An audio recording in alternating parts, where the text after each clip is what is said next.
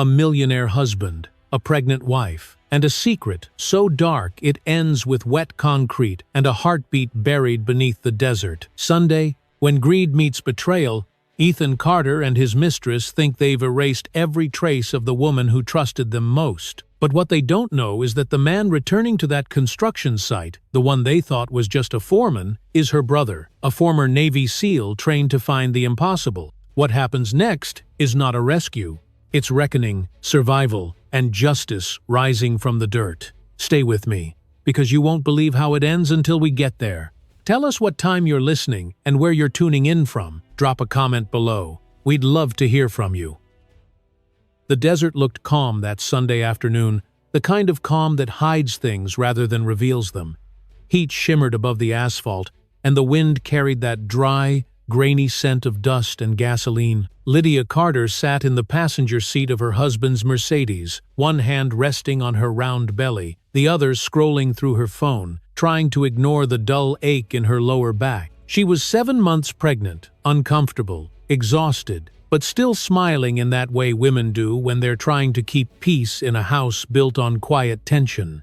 Ethan had said there was an emergency checkup, that her doctor had called about something urgent with the baby, and those words had been enough to send her heart racing. She trusted him, or at least she wanted to. The man beside her had once been gentle, full of warmth and laughter, the kind of man who brought her coffee in bed and kissed her forehead before leaving for work. But lately, everything felt rehearsed, too smooth, as if he were reading lines from a script. His hands were locked on the steering wheel, knuckles white, jaw tight. "You should put your phone down," he said quietly, eyes fixed on the road.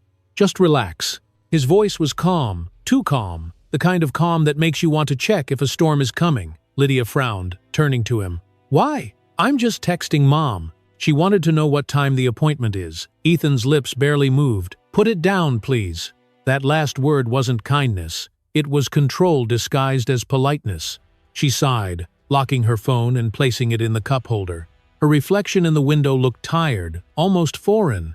The Arizona sun was blinding, pouring gold over the endless stretch of highway, and for a moment she felt dizzy. Something about the direction felt wrong. Her doctor's office was east of the city, yet they were heading west, toward the desert. "Ethan," she said carefully, "you missed the turn." He didn't answer.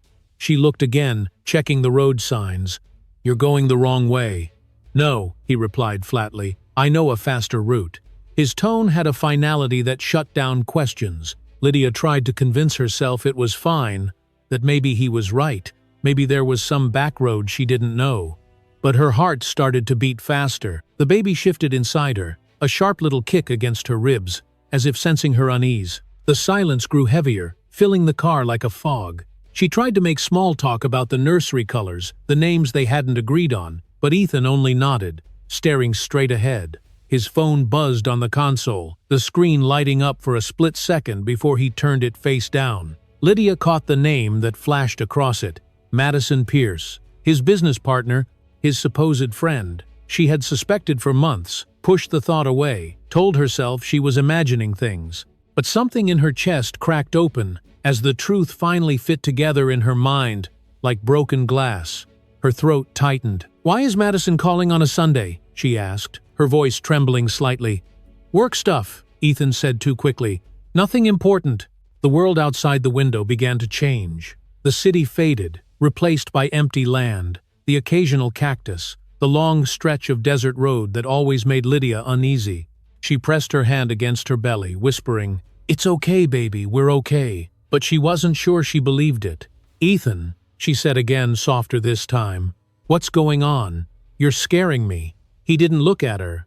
"There's something we need to talk about," he said, his voice almost a whisper. "Without interruptions." The phrase sounded harmless, yet every instinct in her body screamed otherwise. "About what?" she asked, her voice breaking. "About everything," he said, and for the first time she noticed his wedding ring was gone. Her pulse pounded in her ears. She reached for the door handle, tried to open it, but it was locked. The child's safety lock clicked faintly when she pulled again. Panic rose like a flood. "Ethan, unlock the door." "I can't." His voice was still calm, too calm. "What do you mean you can't?" "Ethan, please, unlock the door." "Just calm down," he said, but his words carried no comfort. They were an order, not a request. Lydia's hands shook as she reached for her phone, but he snatched it before she could grab it. "Hey!" she shouted, her voice breaking into something raw. "What are you doing?" He didn't answer. He just placed her phone in the glove compartment and closed it slowly, his movements deliberate, rehearsed. The road turned from asphalt to gravel. The car slowed, dust swirling around them. Lydia looked out the window and saw nothing. No houses, no signs, just the sun bleeding into the horizon. Ahead, she spotted something half-built, a cluster of concrete forms, rebar, and machinery sitting still under the harsh light. A construction site, empty, silent. She felt the air leave her lungs. "Why are we here?" she whispered. Ethan parked beside a black SUV already waiting near a trailer office. The door opened, and Madison stepped out, wearing a cream sweater and designer jeans, her hair tied back, her expression relaxed, almost cheerful. "Ethan," Lydia said, her voice cracking. "Why is she here?" He didn't look at her. Madison's heels clicked against the gravel as she walked closer, holding her phone up, camera recording. "Hello, Lydia," she said sweetly, like greeting a friend at brunch. "You look lovely." Lydia shook her head. "What is this?" Ethan finally turned to face her, his eyes cold and distant, as if she were a stranger he'd already buried in his mind. "I'm sorry it has to be this way," he said quietly. "Sorry for what?" Lydia's breath came fast. "Ethan, please, talk to me." He opened the door and stepped out into the sunlight. "You need to get out of the car." "No," she whispered, gripping the seatbelt like it could save her. "I'm not going anywhere with you." He leaned down, resting one arm on the doorframe, his shadow covering her face. "Don't make this harder than it has to be." The wind carried the faint sound of metal creaking, the low hum of the idling engine. Somewhere in the distance, a hawk cried out, its echo stretching across the empty desert. Lydia felt her throat close. "Ethan, please," she said. "Whatever this is, we can fix it. We can talk." His expression didn't change. "There's nothing to fix," he said softly. "It's already decided." Madison's voice chimed in, cruel and light. "Come on, Ethan, we don't have all day." The sound of her laughter broke the last fragile thread of denial inside Lydia's chest. She looked around for anyone, any sign of life, but there was only sand, steel, and the hollow skeleton of a foundation. The air smelled of hot dust and diesel, sharp and heavy. Her heart pounded so hard it hurt. She tried to open the door again, but Ethan reached in, his hand gripping her arm with a strength she'd never known he had. Pain shot through her wrist. "Ethan, stop! You're hurting me!" He said nothing, only tightened his grip. "Please," she begged. "Think about our baby." For a brief second, something flickered in his eyes. Hesitation, guilt, humanity. But it was gone as quickly as it came. "She's part of the problem," he muttered, and the words sliced through Lydia like glass. Her body trembled, every muscle caught between fight and disbelief. She had once believed love could weather anything, that forgiveness could heal even the deepest wounds. But as Ethan dragged her from the car, her feet scraping the gravel, she understood the truth she'd been avoiding for months. The man she loved was gone, replaced by someone colder than the desert sun, someone who had already chosen money over life.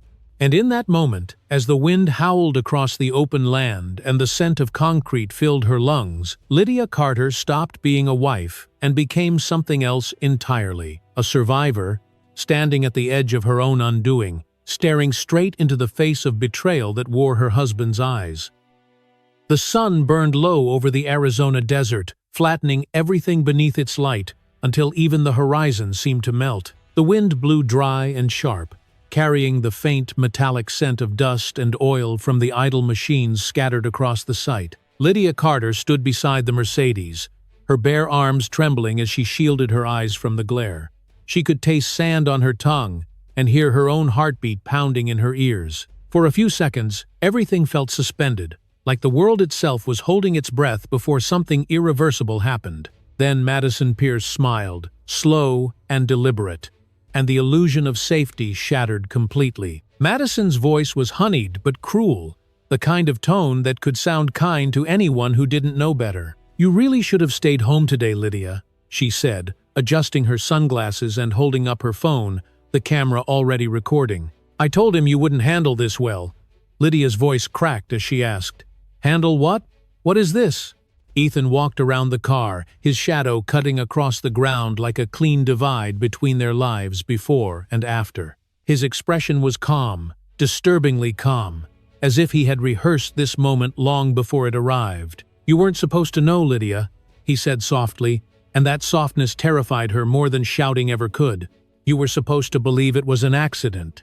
The wind shifted, lifting strands of her hair against her face. She stepped backward, instinctively creating distance, though she knew there was nowhere to run. "An accident?" she repeated, almost whispering. "What are you talking about?" Ethan didn't answer at first. Instead, he opened the trunk, pulling out a pair of heavy work gloves and slipping them on with slow precision. Madison walked closer, her perfume too sweet for a place that smelled of rust and heat. "You always seemed nice," she said, almost conversationally. "Kind. But kindness doesn't get you far in this world." Lydia's throat tightened, her breath catching as realization began to bloom in small, sharp bursts of horror. The empty construction site, the strange drive, the turned-off phone, every small red flag she'd ignored now returned all at once, vivid and undeniable. She felt her knees weaken, her hands trembling against her belly. "Please," she said, her voice cracking.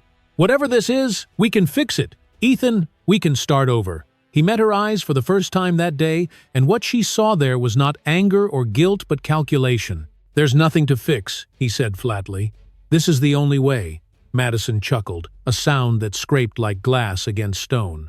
"Don't make it harder, sweetheart. It's already planned out." Lydia looked toward the open pit ahead, 8 feet deep and half filled with shadows. The smell of wet cement rose thick and chemical in the air.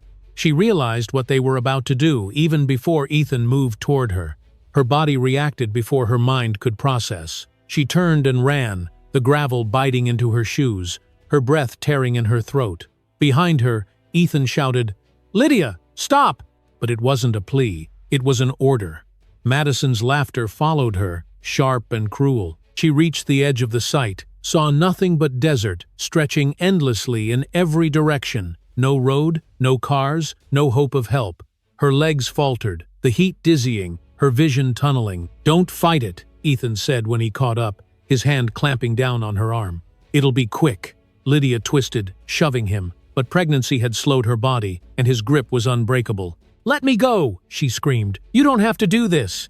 Madison stood a few feet away, filming everything like a director documenting a scene. "Oh, he does," she said softly. "You'd be surprised what people will do when they're desperate."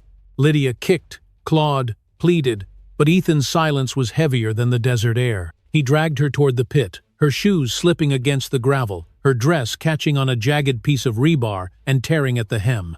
The baby kicked hard, a sudden, painful reminder of what was at stake. "Please," she whispered again. "Think about her.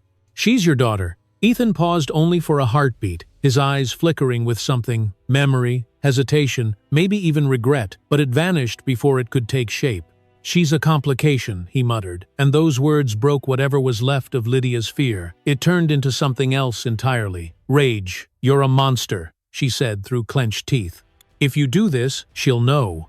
One day she'll know what you did." Madison lowered the camera slightly, rolling her eyes. "Don't be dramatic," she said. "No one's going to know. That's the beauty of it." The concrete mixer started with a groaning rumble that echoed across the open land.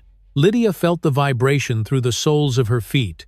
Her body trembled, every cell screaming for oxygen, for escape, for time. Ethan forced her forward until her toes were at the edge of the pit. The ground smelled of metal and heat, the air too thick to breathe. "Ethan, please," she said one last time, voice barely a whisper. "Look at me. I love you. I trusted you." He didn't meet her eyes. "You shouldn't have," he said simply, and with that, he pushed. The world tilted. The fall wasn't long, but it felt endless. The impact knocked the air from her lungs, leaving only the taste of dirt and blood. She landed hard on her side, her arms instinctively wrapping around her stomach.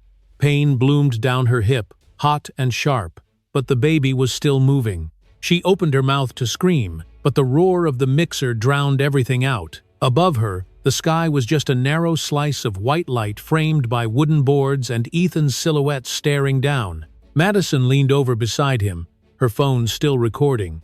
"Say goodbye, Lydia," she called, smiling. Lydia's breath came in ragged bursts, panic pressing against her ribs. "Someone will find out," she gasped. "You won't get away with this." Madison laughed quietly, the sound echoing down into the pit. "People like you always say that," she said, "but no one ever does." The first splash of wet cement hit the dirt a few feet from where Lydia lay. The smell was immediate, acrid, choking, heavy. She scrambled backward, her hands slipping against the rough earth, her body shaking uncontrollably. "Stop!" she screamed, her voice raw. "Ethan, please! I'm begging you!" But the only response was the steady grind of machinery and Madison's faint humming above. The concrete spread slowly, creeping toward her shoes like a living thing.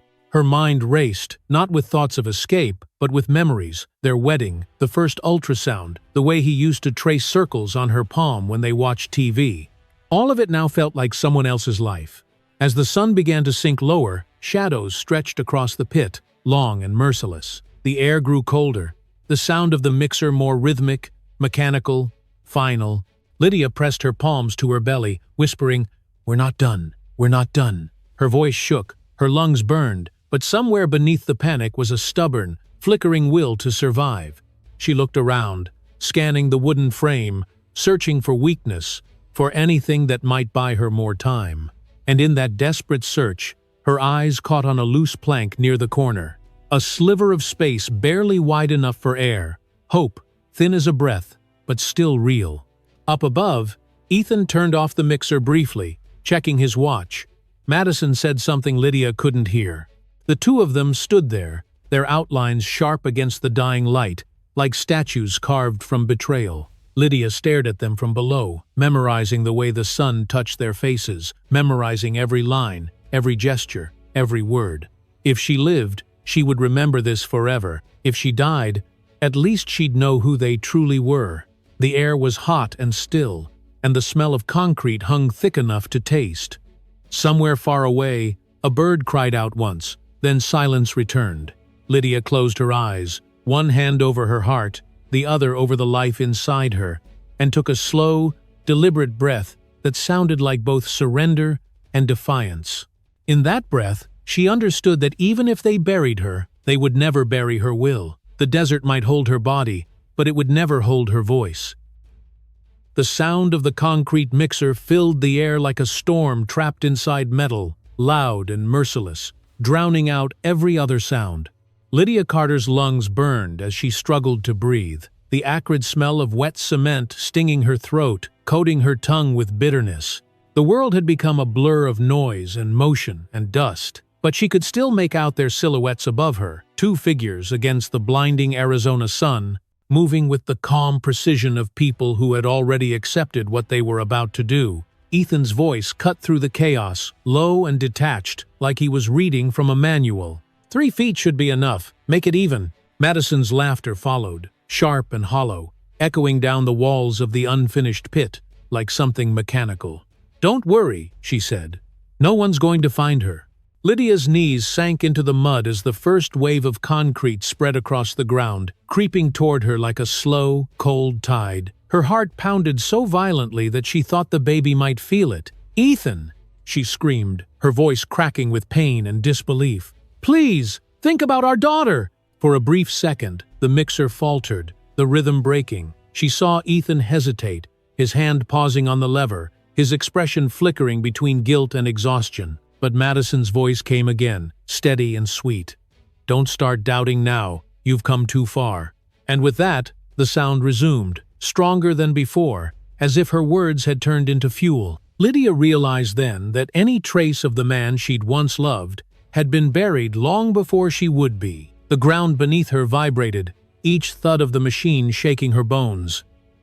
She tried to climb, digging her fingers into the wooden frame, but the surface was too smooth, too slick with concrete. Her nails tore, blood mixing with gray dust, her breath coming out in sharp, panicked bursts. "Somebody help me!" she cried, the words rising and disappearing into the heat. There was no answer, only the wind and the low grinding of the mixer turning her prison into stone. Above, Ethan and Madison moved like shadows, checking, talking, adjusting, never once looking down. The sky seemed impossibly far away, a pale blue circle framed by jagged wood and sun glare. She pressed her hands to her stomach and whispered, "Hold on, baby, hold on for me." The baby kicked, faint but certain, as if reminding her that she wasn't alone in that pit. Her thoughts came in flashes, disjointed and frantic. She remembered their wedding day, Ethan's trembling hands as he slid the ring onto her finger, the promise that he would never let anything hurt her. She remembered the night he cried when she told him she was pregnant, how he'd whispered, "You saved me," while kissing her belly. Now, those same hands had thrown her into the ground like she was debris from a failed project. "Why?" she whispered through tears, staring up at the man she no longer recognized. "You could have walked away." He didn't respond, just turned to Madison, who nodded toward the mixer. Lydia's voice rose again, raw and desperate. "You'll regret this." Madison leaned forward, her sunglasses catching the light. "No, sweetheart, you will." The concrete reached her calves, cold and heavy, seeping through the fabric of her torn dress. It clung to her skin like ice, tightening with every passing minute. The smell of chemicals filled the air, thick enough to choke on. Lydia's chest heaved, her mind spinning as she searched for anything that might save her. The wooden frame on her right side creaked, one board slightly looser than the others. She shifted toward it, her hands shaking as she pressed against the edge, pushing, pulling, clawing at the gap. The wood groaned, splintered slightly. A small rush of fresh air hit her face. It wasn't freedom, but it was something. She pressed her cheek against the gap and gasped, filling her lungs with a mix of air and dust. "You're going to make it," she told herself. "You're going to make it." The sun began to dip lower, casting long shadows over the construction site. Madison's voice floated down again, muffled by distance. "How much longer?" Ethan answered. "Almost done." Lydia's vision blurred as she looked up one last time. She could see the edges of their faces glowing under the orange light, their movements smooth and casual, like two people finishing a job before dinner.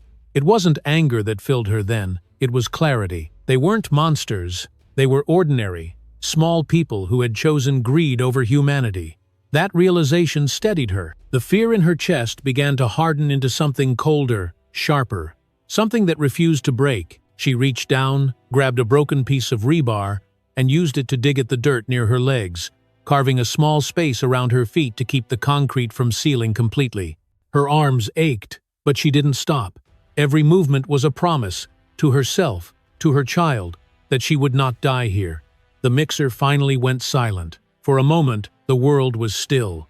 Lydia could hear their voices faintly, drifting away, footsteps crunching over gravel. Ethan's tone was almost tender. "I'm sorry, Lydia," he said. "You were a good wife." Madison laughed softly. "Let's go, we're late." Then came the sound of the car door closing, the hum of the engine, the fading roar as they drove off, leaving nothing behind but silence and the smell of concrete hardening. Lydia waited, afraid to move, her heartbeat the only sound left in the world. The pit had become a tomb, but she wasn't ready to die in it. She forced her hands back to the loose plank, pushing with everything she had left. The wood shifted again, opening slightly wider, just enough for her to breathe. Her phone. The thought hit her like a spark. She scanned the small patch of ground, and there it was, half buried near the corner. The screen cracked but glowing faintly. She lunged for it, wincing as her muscles screamed in protest. The battery showed 6%. She pressed 911, her fingers slippery with mud. The line clicked, a faint voice answering through static. 911, what's your emergency?" Lydia gasped, words tumbling out between breaths. "I'm buried alive. Construction site. Highway 14. Please hurry." The call cut out, leaving only silence and the faint hum of her phone.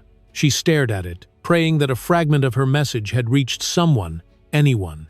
Minutes passed, or maybe hours. Time had dissolved into the same gray weight as the concrete that clung to her. Her arms were numb, her legs heavy, her body shaking from exhaustion. But when she pressed her hand to her belly, she felt movement again, strong and insistent. "That's my girl," she whispered, her voice breaking. "You keep fighting." The air was thin, hot, and filled with dust, but she closed her eyes and focused on the rhythm of her heartbeat. Above her, the sky turned a deeper shade of red, the kind that comes before nightfall. It looked almost beautiful, and for a brief second, she let herself believe that beauty still existed, even here, even now. The last thing Lydia remembered before the darkness came was the faint sound of an engine in the distance, a low rumble cutting through the silence like a heartbeat against stone. Maybe it was her imagination, maybe it wasn't. But she clung to that sound, to the thought of someone coming, to the promise she had made herself. And as her breathing slowed and her vision dimmed, one clear thought settled in her mind, like a whisper carried by the desert wind. They thought they had buried her, but they had only planted her will to live deeper. The sound of the desert shifted as the sun began to fall, trading its harsh brightness for a colder silence that settled deep in the earth. Lydia Carter could feel that silence pressing against her skin, a stillness so complete it made her heartbeat sound unnatural, too loud, too fragile to last. The concrete around her had hardened into something heavy and immovable, trapping her from the waist down, pulling at her every time she tried to move. Her breath came slow, shallow, uneven, the air thin and hot against her throat. Above her, the strip of sky had darkened from pale gold to deep amber, and she wondered if that would be the last color she ever saw. She had stopped crying a while ago. Now her tears were replaced by a quiet kind of focus, the same kind of focus that nurses learn in emergencies when panic only wastes oxygen. Somewhere beyond the pit, a faint vibration rippled through the ground. It was small at first, the kind of thing most people would dismiss as wind or memory. But Lydia heard it differently. It wasn't the same deep hum of the mixer that had filled her nightmare. This was softer, rhythmic, mechanical, tires on gravel. She held her breath, straining to listen, afraid that the sound would fade if she moved too suddenly. "Please," she whispered into the dark, her voice cracked and thin. "Please, let that be real." She tilted her head toward the loose plank she'd pried open, pressing her ear close enough to feel the faint breeze from the gap. The sound grew louder. Engines, more than one. She blinked hard, trying to clear the blur from her vision. The baby shifted under her hand, a faint, determined movement that felt like an answer. Up on the ridge, headlights cut across the construction site, slicing through the dusk. The first truck rumbled closer, its engine echoing against the half-built concrete walls. Two men jumped down, their boots crunching against gravel. One of them was tall, broad-shouldered, his walk steady in a way that made the ground itself seem to recognize him. Logan Mitchell hadn't expected anyone to be at the site this late. He'd only come back to double-check the materials for Monday's pour, a habit drilled into him from years of working construction. But the moment he stepped out of the truck, something felt wrong. The mixer was still on, though the timer should have shut it off hours ago. The air smelled of cement and fuel, but underneath that was something else, something sharp and sour, like fear. He turned to his crewman. "Stay here," he said. "I'll take a look." He walked toward the pit slowly, flashlight in one hand, the other resting instinctively near the pocket where he kept his phone. The site was deserted, but not in the usual way. The ground looked disturbed, footprints layered over each other, tire marks that didn't belong to his crew. He swept the flashlight beam across the forms, over the boards, across the edge of the pit. Then he froze. For a second, he thought he imagined it, but the sound came again, a muffled, broken cry, faint but unmistakable. His pulse jumped. He moved closer to the pit, crouched low, and aimed the light downward. "Hello?" he called, his voice careful but strong. "Is anyone down there?" There was a pause, long enough to make him question it.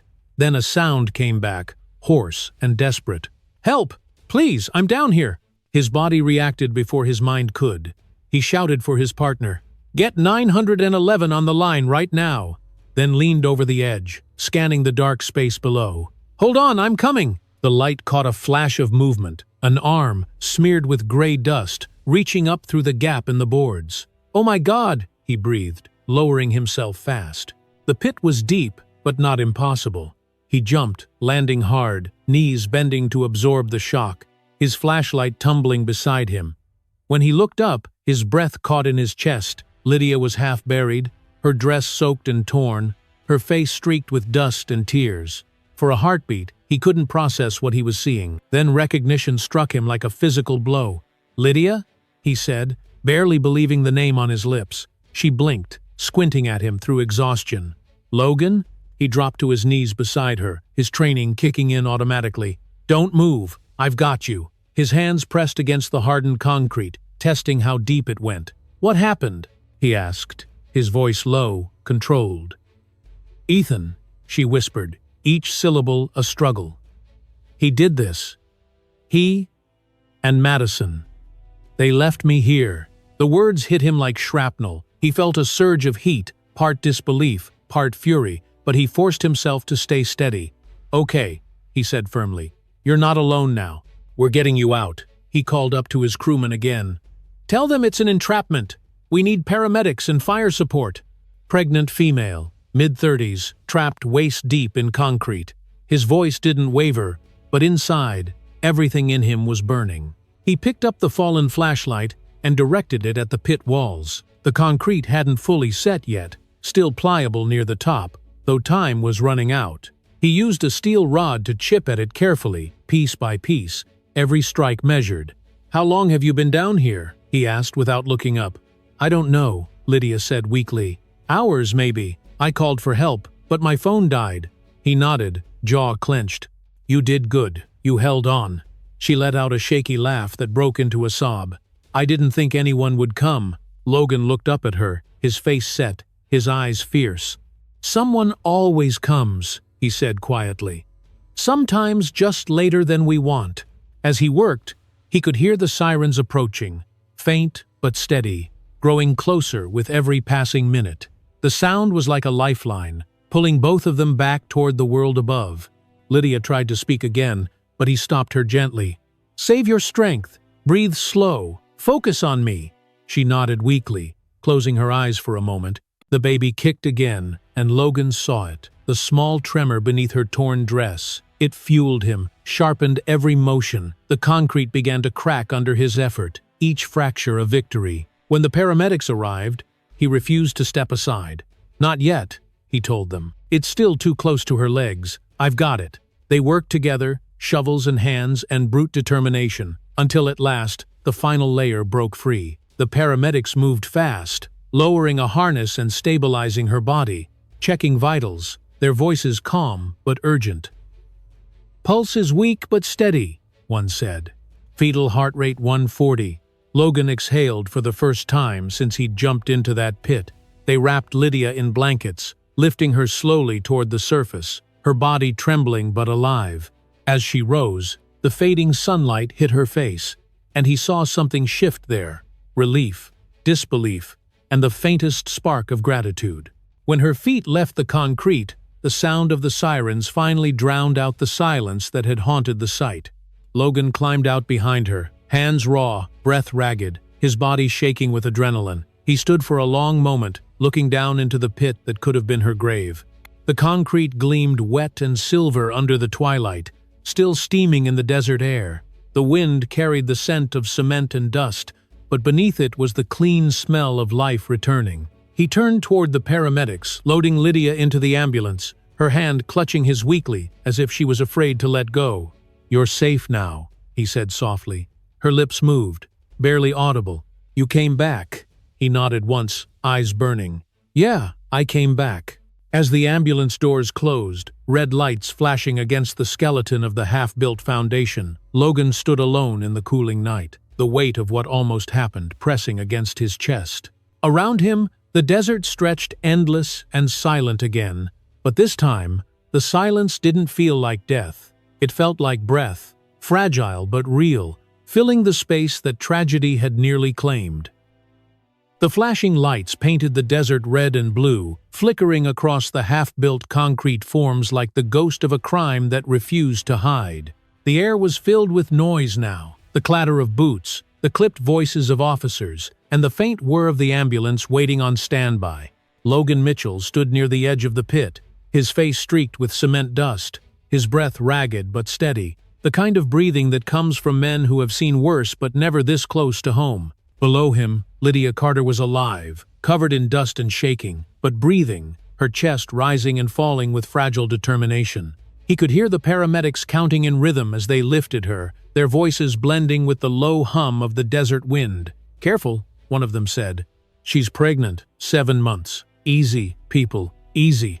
End of day. Logan's eyes tracked her every movement as she was raised from the pit, his muscles tensed, his fists still clenched as if he could hold the world together through sheer will. When her face emerged into the beam of the flashlight, pale but unmistakably alive, something inside him gave way. He exhaled, a sound that was half relief and half fury, the kind of sound that only family can make when love and rage collide. The paramedics laid her on a stretcher, wrapping her in a thermal blanket, oxygen mask already in place. Lydia's lips trembled as she tried to speak, but no sound came out, only the faint motion of her mouth forming one word: Ethan. Logan's jaw tightened. "Don't!" he said softly. "Save your strength. We'll take care of that." She reached for his hand, weak but desperate, her fingers pressing faintly against his palm. "They're still here," she whispered, eyes flicking toward the road where headlights were approaching fast. Logan turned, scanning the horizon. A black Mercedes appeared through the dust, moving too quickly for the uneven ground. He didn't need to ask who it was. Rage surged through him, clean and cold, sharpening every sense. "Get her in the ambulance," he barked. "Now!" He started walking toward the oncoming car, each step deliberate, his boots grinding into the gravel. His crewman called out, "Boss, wait for the cops!" But Logan kept going, eyes locked on the vehicle as it skidded to a stop. The doors opened, and 2 figures stepped out: Ethan Carter and Madison Pierce. Their clothes were immaculate despite the desert, their faces composed in that empty way that only guilt can carve. "What's going on here?" Ethan said, forcing a strained smile. "Why are there lights? This site's closed." Logan's voice was low, steady, too calm to be safe. "Yeah, closed, but you left something behind." Ethan's smile faltered. "I don't know what you're talking about." Madison stayed back, phone clutched tightly in her hand, the red light of its camera still blinking. Logan took a step closer. "You almost buried your wife in concrete. She's alive. You didn't finish the job." For the first time, Ethan's mask cracked. His eyes darted to Madison, then to the pit, and back again. "You're insane!" he snapped. "Where is she?" "In the ambulance," Logan said. "Where she belongs. You, on the other hand, aren't going anywhere." The sirens grew louder, cutting through the tense silence. Police cruisers rolled into the site, headlights flashing across the sand. Ethan started to speak, but Logan moved faster. He grabbed him by the collar, dragging him forward with a strength born of fury and blood. "You tried to kill my sister," he said through his teeth. Ethan's eyes widened. "Sister?" His voice cracked with disbelief. "You're her brother?" Logan's grip tightened. "Damn right I am." He shoved him hard against the side of the car. Madison gasped, stepping back, but the officers were already there. "Hands where I can see them!" one shouted. "Now!" Madison hesitated, still clutching the phone. Logan pointed. That device, she recorded everything. Confession, planning, all of it. One of the officers took it, scrolling briefly before glancing up. "He's right. It's all here." As Ethan and Madison were handcuffed, their voices collided in panic. "This is a misunderstanding," Ethan shouted. "She's unstable. She needs help." Madison tried to twist free.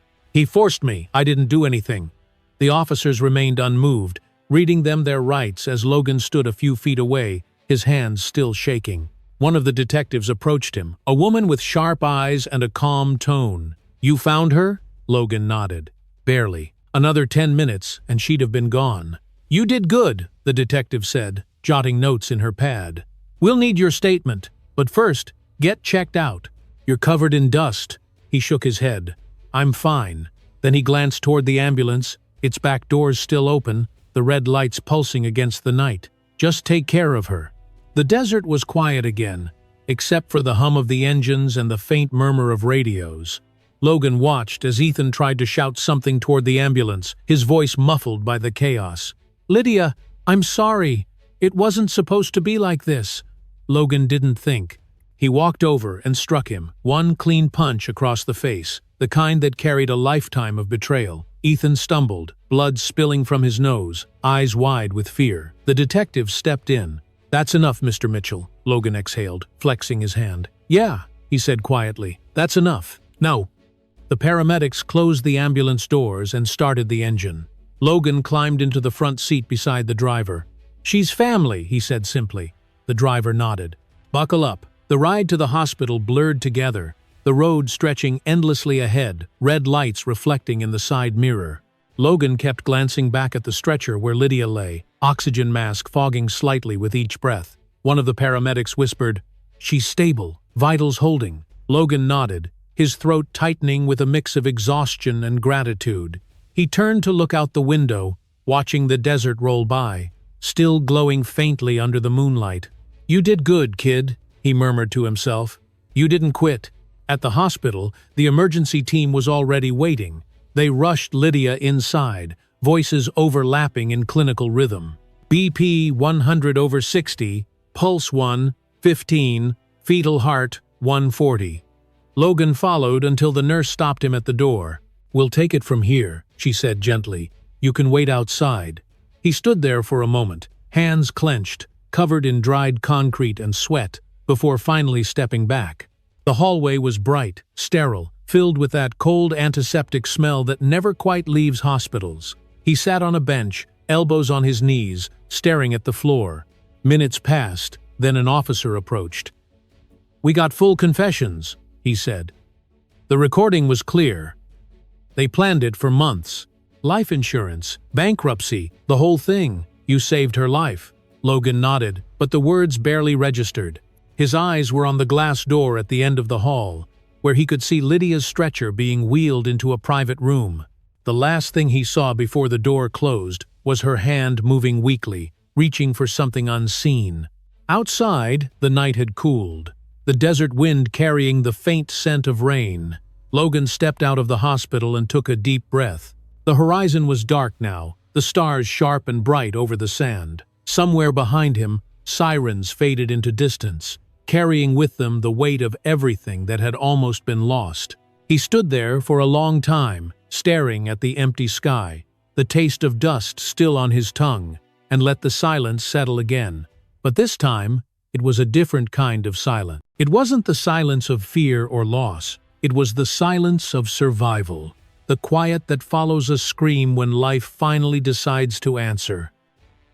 The hospital room was quiet, except for the steady rhythm of the heart monitor and the soft hum of fluorescent lights above. The air smelled faintly of antiseptic and something sterile but comforting, a mixture of cleanliness and exhaustion that seemed to define every hospital in the world. Lydia Carter lay still under the thin white blanket, her skin pale against the crisp sheets, her hands resting lightly on her stomach, as if to reassure herself that both she and the baby were still there. Her eyelids fluttered as she stirred, her breathing slow and uncertain, like someone trying to climb back from a dream that had gone too far. The moment she opened her eyes, she saw the faint reflection of the monitor in the glass window across from her and realized she was alive. For several seconds, she didn't move. Her mind was still half trapped in the memory of concrete closing in, the weight pressing against her chest, the sound of the mixer roaring like thunder. Then the memory broke, replaced by the dull ache in her ribs and the stiffness in her arms. She turned her head slightly and saw a man sitting in the chair beside her bed, his head bent forward, elbows on his knees, his hands clasped together as if in prayer. Logan, her brother. His clothes were stained with dust and cement, his hair matted with sweat, but his face looked calm now, the tension softened by exhaustion. "You came," she whispered, her voice thin and hoarse. His head snapped up, eyes wide with relief. "Yeah," he said quietly. "I wasn't about to let you go." He stood, pulling the chair closer, his movements careful, almost hesitant, as if afraid she might break under the weight of his concern. "How do you feel?" he asked. Lydia tried to smile, but her lips trembled instead. "Like I'm still under the ground," she said, her voice shaking. "But lighter." He nodded, his expression unreadable. "They said the baby's fine," he told her. "Strong heartbeat. You both made it." The words landed softly, but they hit something deep inside her, something that finally let her breathe without fear. She pressed her hand against her stomach and closed her eyes for a moment, whispering, "Thank you." The door opened and two doctors entered, their footsteps light against the tile floor. The lead doctor, A woman with silver-rimmed glasses and kind eyes smiled gently. "Good morning, Mrs. Carter." "You gave us quite a scare." Lydia turned her head slowly, her voice still faint. "How long have I been here?" "Almost 12 hours, the doctor replied. "We managed to remove the concrete and stabilize your oxygen levels before permanent damage set in. You were lucky." Lydia nodded weakly. "It wasn't luck," she said, her eyes drifting to Logan. "It was him." The doctor glanced at Logan and smiled. "Well then, you owe your brother quite a bit." Logan shook his head. "She doesn't owe me anything. Just keep her safe." Ugh. When the doctors left, the silence returned, but it felt different now, filled with unspoken words instead of fear. Lydia turned toward the window, watching the sunlight spill through the blinds, golden and soft, nothing like the brutal glare of the desert. "They're gone, right?" she asked. "Ethan and Madison." Logan's jaw tightened.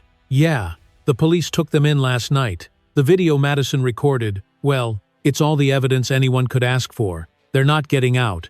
Lydia's throat tightened, a knot of disbelief and grief tangling together. "He really did it," she said softly, as if saying it aloud would make it less absurd. "He really left me there." Logan leaned forward, his elbows on his knees again. "I've seen a lot of bad things," he said quietly. "But this was something else. You don't do that to someone you once promised to love." His words hung heavy in the air, and Lydia stared at him for a long time, wondering how many nights he had sat like that, waiting for her to wake up, holding back everything he wanted to say. "You always used to say you could fix people," he added, half smiling. "Guess not all of them want fixing." Lydia laughed, a short, broken sound that turned into a sob. "I thought love could make him better," she said. "I thought if I stayed, he'd remember who he was." Logan shook his head slowly. "You don't save people by drowning with them, Lydia. You get out of the water and pull them in if they want to come." The nurse came in then, checking the IV line, adjusting the monitor. "Your blood pressure's steady," she said softly. "We'll do another ultrasound in an hour, just to be sure." Lydia nodded, her eyes fixed on the small movement beneath the blanket where her baby shifted slightly. A tiny flutter of life that reminded her of everything she still had. When the nurse left, Logan stood and stretched, looking toward the hallway. "I should call Mom," he said. "She's been up all night waiting." Lydia's lips curved faintly. "Tell her I'm okay," he grinned. "You tell her. She won't believe it from me." For a while after he left, Lydia sat in silence, listening to the rhythm of the machines, the steady hum that felt like proof that life was still moving forward. The sunlight reached across the floor, touching the tips of her fingers, warm and real. She thought about all the things that had been buried with her, the fear, the guilt, the blindness that kept her in a marriage already rotting from the inside. But she also thought about the hands that had pulled her free, about her brother's voice shouting her name in the dark, about the life that had refused to stop beating inside her even when everything else did. The thought brought a quiet strength, one that settled deep in her chest and steadied her breathing. A soft knock interrupted her thoughts. It was the detective, a tall woman in a navy suit, carrying a small notebook. "Mrs. Carter," she said gently, "I'm Detective Ruiz. I just wanted to check on you before we take your statement." Lydia hesitated, then nodded. "Come in." The detective sat at the foot of the bed, her expression both professional and compassionate. "You don't have to do this today," she said, "but anything you can remember will help us build the case." Lydia looked at her hands, pale against the white sheets, and took a deep breath. "I remember everything," she said quietly. "I remember his face when he pushed me. He didn't even look angry. Just, done." Ruiz nodded, writing something down. "We'll make sure he answers for that," she said. When the detective left, the room grew still again. Lydia turned her gaze to the window once more. Outside, the city stretched far beyond the hospital grounds, cars moving like slow silver fish along the highway, ordinary lives untouched by what had almost ended hers. She let out a long breath, feeling the weight lift just a little. For the first time since it all began, she didn't feel trapped. She felt tired, yes, but also awake, in a way she hadn't been for years. The monitor beeped steadily beside her, each sound a small affirmation that the world hadn't stopped. Lydia closed her eyes, her hand resting over the curve of her belly, feeling the faint heartbeat within. She thought of Logan, of how he had said, "You're not alone now," and realized that maybe she never really had been. There had just been too much noise to hear it. As the sunlight deepened into afternoon gold, she whispered softly to the life beneath her palm, "We're safe now." And for the first time in a very long time, she believed it. The courthouse was colder than Lydia remembered, its marble floors echoing every step like a quiet rehearsal for judgment. The morning light filtered through tall windows, pale and deliberate, catching the dust that hung suspended in the air. Reporters had already gathered outside, their voices low and restless, cameras flashing in bursts that felt too bright for a place meant to hold truth. Lydia sat in the witness room, her hands folded neatly on her lap, the weight of the day pressing down on her shoulders. Her heart beat in a steady rhythm, not from fear anymore, but from the quiet certainty that what she said today would define everything that followed. Logan sat beside her, his broad frame filling the small chair, his eyes fixed on the door ahead. "You don't have to do this," he said softly. "They have enough evidence already." Lydia shook her head. "I need to," she whispered. "I need them to hear it from me." When they called her name, the world seemed to narrow to a single sound, the slow click of her heels on the polished floor. The courtroom was full, every seat occupied, the air thick with expectation. She walked past the rows of faces, some curious, some sympathetic, a few whispering her name under their breath. Ethan sat at the defense table, his suit pressed, his expression calm in a way that made her stomach turn. Madison sat beside him, her hair pulled back, her lips tight, her eyes darting toward Lydia, and then away. For a brief moment, Lydia wondered if either of them felt the weight of what they had done, or if their guilt had hardened into something else entirely. The judge nodded toward her. "Mrs. Carter, please take the stand." The seat felt colder than it should have, the wood pressing against her back. She adjusted the microphone, her fingers trembling slightly as she was sworn in. When the prosecutor began, his voice was calm, practiced, but Lydia heard something human beneath it. "Mrs. Carter, can you tell the court what happened on the afternoon of March 9th? She swallowed, her throat dry, the taste of hospital air still haunting her memory. "He told me we were going to a doctor's appointment," she began, her voice steady. "But we didn't go to the hospital. He drove us out to a construction site in the desert." Her words came slow, each one deliberate, like she was laying bricks of truth where deceit once stood. The courtroom was silent. Only the faint hum of the ceiling fan and the scratch of a pen somewhere in the back broke the stillness. "When we got there," Lydia continued, "Madison was waiting. She had her phone out, recording. They told me it was an accident waiting to happen. They pushed me into a pit and started the cement mixer."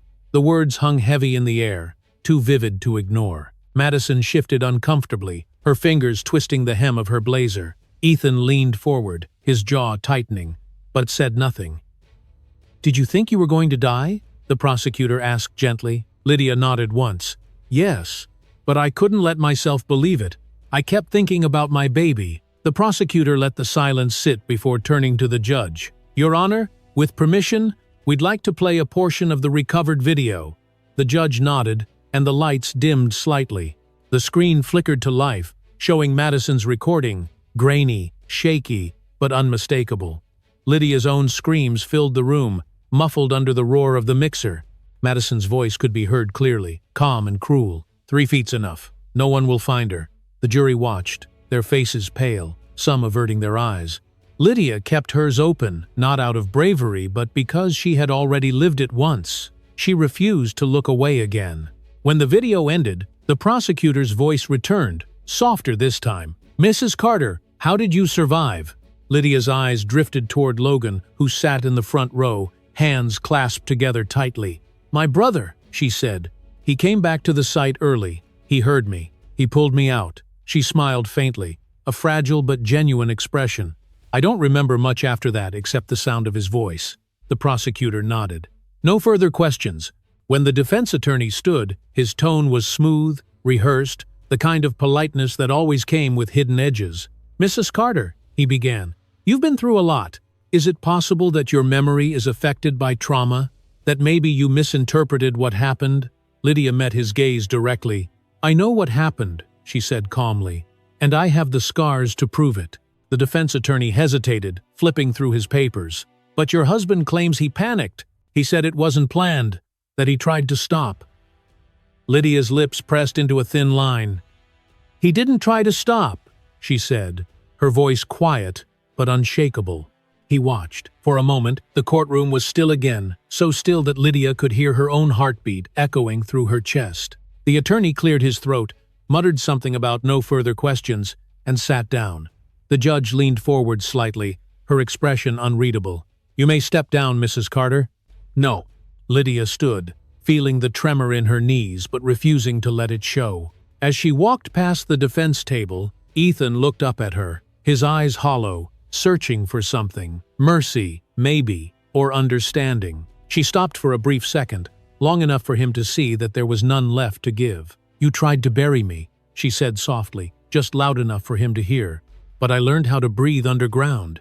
Then she kept walking, her steps steady, her spine straight. Outside the courtroom, the air felt different, brighter, heavier with life. Reporters called her name, microphones flashing, but she kept walking until she reached the courthouse steps. Logan was waiting there, leaning against the railing, a quiet pride in his eyes. "You did it," he said simply. Lydia exhaled, the tension leaving her body in one long breath. "No," she replied. "We did." They stood there together for a moment, watching as the crowd moved below, as the city went on like it always did, unaware of how much one morning could change. The sky above was pale, blue, soft, and endless, the kind of sky that promised nothing and everything all at once. Lydia closed her eyes and let the sun warm her face, feeling the weight of the past finally loosen its grip. In that moment, she didn't think of the trial, or of Ethan's expression, or of the future still waiting to be written. She thought only of the quiet inside her chest, of the steady rhythm that matched her child's, and of the simple truth that she had survived. And for the first time in a long time, survival felt like enough. The verdict came just before noon, when the sunlight was at its brightest, and yet the air inside the courtroom felt heavy as stone. Lydia Carter sat perfectly still, her hands clasped together on her lap, the pale blue fabric of her dress pooling softly around her knees. Every sound, the shuffle of papers, the low murmur of lawyers, the scratch of a pen, felt distant, like she was listening to the world through water. The judge's voice rose, firm and deliberate, carrying the kind of weight that silences everything else. "On the charge of attempted murder, this court finds Ethan Carter guilty. On the charge of conspiracy to commit murder, Madison Pierce is also found guilty." The words fell like gavel strikes long before the actual one landed. Lydia's breath caught, her chest tightening as though her body was still waiting for air it hadn't earned. There was a ripple of reaction through the courtroom, a soft wave of gasps and murmurs, but Lydia didn't move. Her gaze stayed fixed on the space in front of her, on the grain of the wooden table, on the way the light fell across it, like a calm she didn't yet trust. The judge continued, her voice unwavering, each syllable cutting cleanly through the air. "Both defendants are sentenced to life imprisonment without the possibility of parole." There it was, the final line, the one that drew a border between the life Lydia had endured and the one she might still have. Ethan's lawyer leaned toward him, whispering something urgent, but he didn't respond. His shoulders slumped, his face pale and drained, the confident mask stripped away. Madison sat beside him, motionless, eyes wide with disbelief. For a moment, Lydia thought she might cry, but instead, Madison turned to glare at her, that same cold defiance she had worn the day in the desert. Lydia met her gaze, calm and unflinching, but there was no triumph in it, no satisfaction, only quiet certainty. The sound of the gavel echoed once more, sharp and final, and the room erupted, reporters rushing to the doors, cameras flashing, voices overlapping in a blur of questions. Logan was already beside her, one hand resting gently on her shoulder, guiding her up. "It's over," he said quietly. "Let's get you out of here." She nodded, but her legs felt heavy, as if they still remembered the weight of concrete. As they walked toward the exit, Ethan turned slightly, his eyes finding hers for the first time in months. For a brief second, something flickered there. Not remorse, not hatred, but something empty, a hollow recognition that the power he once held was gone forever. He opened his mouth as if to speak, but the officer behind him nudged him forward. The handcuffs clinked, metallic and absolute, and the sound seemed to settle the air. Outside, the sunlight hit her face, warm and blinding, making her blink as if seeing the world for the first time. The courthouse steps were crowded with cameras and microphones, reporters shouting her name. "Mrs. Carter, how do you feel about the verdict? Do you have anything to say to your husband? Will you be pressing civil charges?" Lydia paused, her hand gripping the railing to steady herself. The noise was overwhelming, too close, too fast. Logan stepped between her and the crowd, his voice firm but calm. "She's not giving statements today." They pushed through, each flash of the camera a burst of white that felt like lightning. Once they reached the car, Lydia sank into the seat, the door closing around her like a shield. The drive away from the courthouse was silent for a long time. The city passed by in slow motion, the hum of traffic, the shimmer of heat on asphalt, the faint sound of a church bell somewhere in the distance. Lydia watched the world blur past, her reflection faint in the car window. "You did good," Logan said finally, his voice low. She turned to him, managing a small, tired smile. "It doesn't feel like winning," she said softly. "It's not supposed to," he replied. "It's justice. That's different." She nodded, staring back out at the road, her mind drifting between exhaustion and disbelief. Justice. The word felt strange in her mouth, too clean for what it represented. But for the first time in a long while, it didn't feel impossible. When they arrived at the hospital later that afternoon, the nurse greeted her with a warm smile. "They've been waiting for you," she said.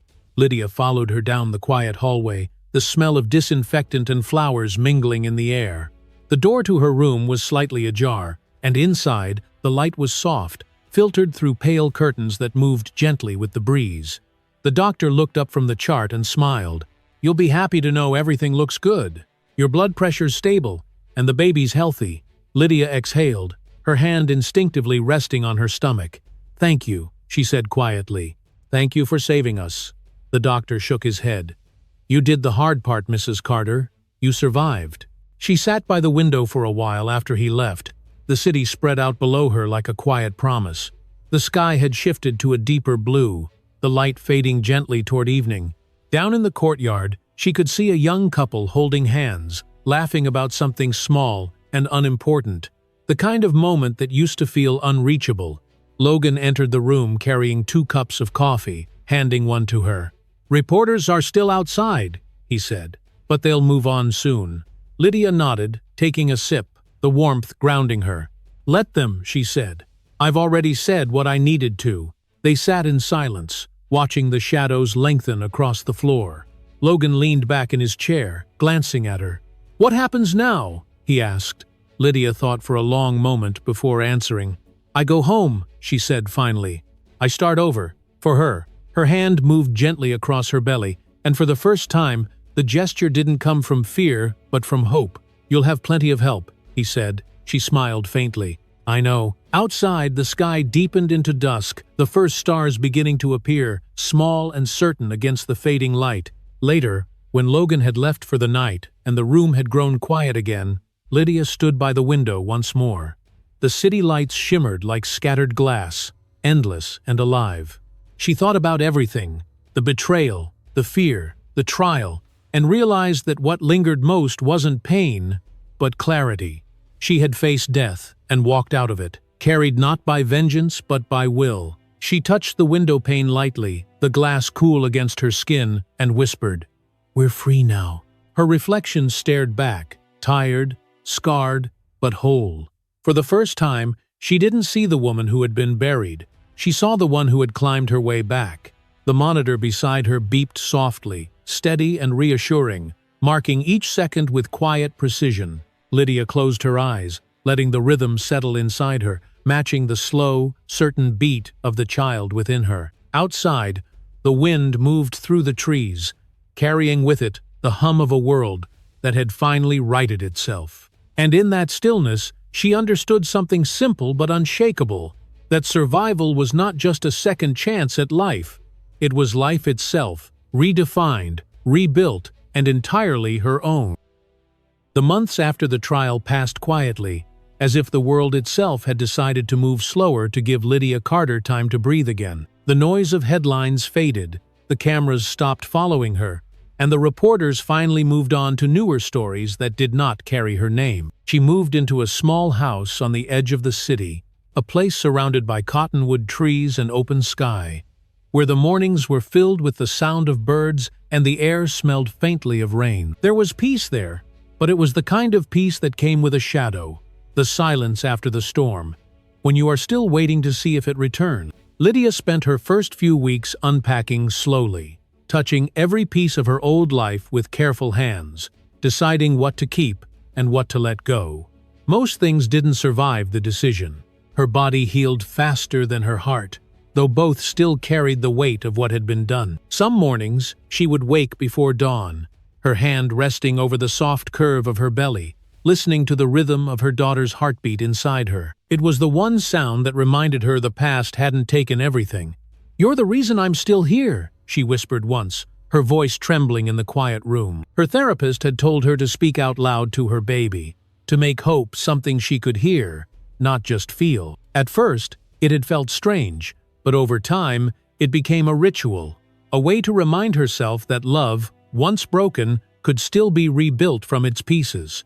Logan visited often, never staying long but always bringing something small, a bag of groceries, a toy for the baby, or just his silence, which she had come to understand as his version of care. One afternoon, he found her sitting on the porch, a blanket around her shoulders, watching the sunset. "You're getting color back," he said softly, leaning against the railing. "You look more like yourself." Lydia smiled faintly. "I'm not sure I know who that is anymore." He looked at her for a moment before replying, "Maybe that's the point. You get to decide now." The way he said it made something inside her loosen, a small knot of grief that had lived there too long. Each week brought a little more life back into her days. She started gardening, filling the small patch of soil beside her house with lavender and white roses, the same flowers she had once dreamed of planting in her old yard. The work was slow, deliberate, grounding. She liked the way the earth felt between her fingers, the smell of soil clinging to her skin. "You're making it beautiful again," Logan said one morning, watching her from the steps. She looked up at him and smiled, a real smile this time, one that reached her eyes. "I'm trying," she said. "Maybe that's all any of us can do." The baby's arrival came on a cool morning in late September, when the sky was gray but gentle, and the first hint of autumn touched the air.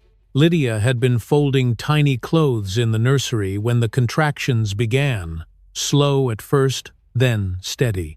Logan drove her to the hospital, his hands gripping the wheel tighter than he wanted her to see. The doctors were ready, their voices calm, their hands sure. Hours blurred together in waves of pain and light, until finally, a cry filled the room, a sound so clear and fierce that it cut through everything else. The doctor smiled. "It's a girl," he said. "Strong one, too." They placed the baby on Lydia's chest, warm and small and perfect. She stared at her daughter's face, tracing every detail, the soft curls, the tiny mouth, the fragile rise and fall of her breathing. Tears slipped down her cheeks, but this time they weren't born of fear or pain. They were the kind of tears that come when the heart remembers what it means to feel safe again. "Welcome home," she whispered, her voice barely audible. "You made it!" Logan stood beside her, his eyes glistening, his voice rough. "What are you going to name her?" Lydia looked up, smiling through the tears. "Hope," she said. "Her name is Hope. La." In the days that followed, the house filled with new sounds, the soft hum of lullabies, the creak of floorboards under tired feet, the quiet rhythm of a baby's breathing in the night. The lavender bloomed outside her window, filling the air with the scent of something clean, something alive. Sometimes Lydia would stand by the crib, watching Hope sleep, one hand resting on the edge, her heart caught between gratitude and disbelief. The nightmares came less often now, and when they did, she had something to hold on to, someone to anchor her to the present. One evening, after Logan had left and the baby was asleep, Lydia sat on the porch again, the sky painted in deep orange and violet. She sipped her tea slowly, feeling the warmth spread through her hands. Across the field, she could see the faint lights of the city beginning to glow, distant and soft. She thought about Ethan and Madison, where they were, what they might be thinking in the emptiness of their cells, but the thought no longer hurt. It didn't matter. The past had already taken everything it could. What was left now was hers alone. She picked up the journal her therapist had given her, the one she'd been too afraid to open until now. On the first page, she wrote, "I was buried once, but I was never meant to stay under. The earth only held me long enough to remember how to rise." The words surprised her, as if they had been waiting inside her all along. She closed the book gently, exhaling a slow breath. The wind rustled through the trees, carrying with it the scent of the lavender she had planted months ago. In that moment, Lydia understood that healing wasn't a single moment of clarity, but 1,000 small choices made quietly over time. It was in the way she reached for sunlight every morning, in the way she spoke softly to her daughter, in the way she forgave herself for all the things she couldn't control. It was not about forgetting. It was about remembering differently. The night deepened, cool and still, and the stars began to scatter across the sky like tiny promises. Lydia stayed there until the air grew cold enough to make her shiver, then rose slowly and went inside. Hope stirred in her crib, a soft sigh escaping her lips, and Lydia brushed a strand of hair from her baby's forehead. "We're okay," she whispered, smiling faintly. "We're really okay." As she turned off the light, the room filled with the soft glow of the moon through the window. The lavender swayed gently outside, and for the first time, Lydia didn't feel like she was surviving anymore. She felt like she was living, truly, deeply living, and that was enough. A full year had passed since the verdict, and the city had learned to forget the story that once consumed it. The headlines had faded, the courthouse steps no longer crowded with cameras, and the desert construction site where everything ended had been rebuilt into something entirely new. On that same stretch of land where Lydia Carter had once been buried alive, sunlight now poured through glass windows and over pale stone walls, engraved with a single name, the Hope Foundation. The building stood quietly against the horizon, its silver letters catching the morning light, reflecting it back into the world like a promise kept. Inside, the air smelled of lilies and fresh paint, and volunteers moved through the lobby with calm purpose, arranging flowers, setting up tables, and talking in the soft, respectful tones that people use in places born from both tragedy and grace.